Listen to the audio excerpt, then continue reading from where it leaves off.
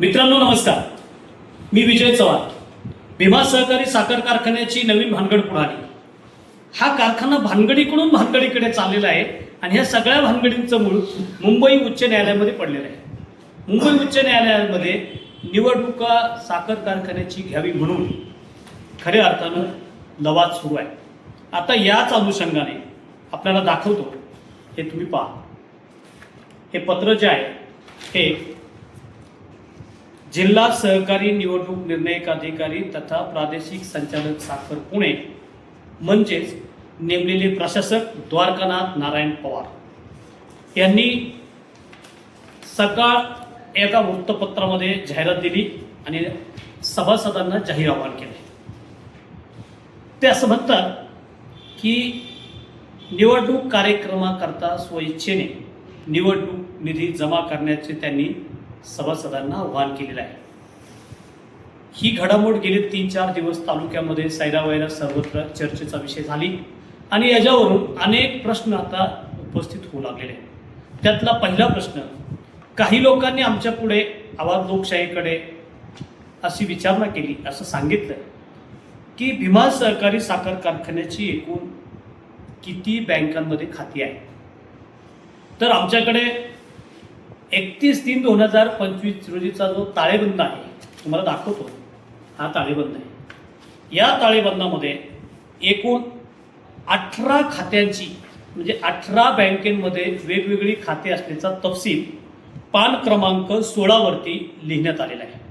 त्यामध्ये पुणे जिल्हा मध्यवर्ती सहकारी बँक कारखाना शाखा चालू ठेव 1, पुणे जिल्हा मध्यवर्ती बँक कारखाना शाखा चालू ठेव 10, पुणे जिल्हा मध्यवर्ती सहकारी बँक लक्ष्मी रोड शाखा खाते नंबर 79, पुणे जिल्हा मध्यवर्ती सहकारी साखर कारखाना शाखा चालू ठेव खाते नंबर 15, पुणे जिल्हा मध्यवर्ती सहकारी कारखाना शाखा चालू ठेव खाते क्रमांक 16, पुणे जिल्हा मध्यवर्ती सहकारी बँक कारखाना शाखा चालू ठेव खाते क्रमांक 17, बँक ऑफ महाराष्ट्र पाटस शाखा खाते क्रमांक 4, बँक ऑफ बडोदा गुलटेकडी शाखा ठेव 657, बँक ऑफ बडोदा कुंजीरवाडी शाखा, state bank of India Daund शाखा, state bank of India Kurkum शाखा, Maharashtra state cooperative bank limited Mumbai, Maharashtra state cooperative bank escrow खाते 17207, बँक ऑफ इंडिया केडगाव शाखा, काळ भैरवनाथ बिगर शेती सहकारी पतसंस्था येवत बचत खाते क्रमांक 3050, ॲक्सिस बँक येवत शाखा, ICICI बँक दौंड शाखा. हे सांगण्याचं कारण काय, या सर्व बँक अकाउंटमध्ये नक्की तपशिलानुसार किती रकमा शिल्लक आहेत हे सभासदांना सुरुवातीला सांगा, कळवा. हे प्रशासकानं जाहीर करावं आणि त्यानंतर सभासदांकडे निवडणुकीसाठी निधी मागण्याचा हात पसरावा, असं काही सभासदांचं मत आहे. आता जे भक्तगण आहेत, भक्तगणांना याच्या फारच मोठ्या मिरच्या झुमलेल्या आहेत. ते विषय विविध स्वरूपाने हाताळण्याचा प्रयत्न करून भरकटत आहेत आणि भीमा सहकारी साखर कारखान्याची निवडणूक कशी होणार नाही यासाठी जीवाचं रान करीत आहे. मित्रांनो, प्रश्न राजकारणाचा सोडून द्या, पण ही सहकारी संस्था जगली पाहिजे.